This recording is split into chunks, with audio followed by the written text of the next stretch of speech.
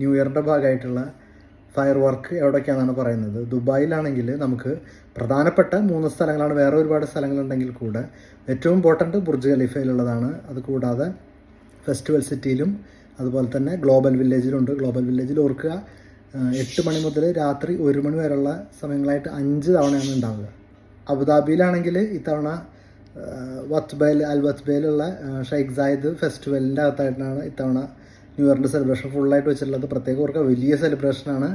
രാത്രി 11:40 മുതൽ laser show ഉണ്ടായിരിക്കും. അത് കഴിഞ്ഞതിന് ശേഷം 12 മണി മുതൽ 53 മിനിറ്റ് നീണ്ടു നിൽക്കുന്ന വലിയ ഫയർ വർക്കാണ് അവിടെ സെറ്റ് ചെയ്തിട്ടുള്ളത്. റാസൽ ഖൈമയിലും അതുപോലെ തന്നെ വലിയ ഫയർ വർക്കാണ് സെറ്റ് ചെയ്തിട്ടുള്ളത്. അൽ മർജാൻ ടു അൽ ഹംറാൻ എന്ന് പറയുന്ന സ്ഥലത്താക്കിയിട്ട് നീണ്ട ഒരു വലിയ ഒരു സെലിബ്രേഷനായിട്ടാണ് റാസൽ ഖൈമയിൽ സെറ്റ് ചെയ്തിട്ടുള്ളത്.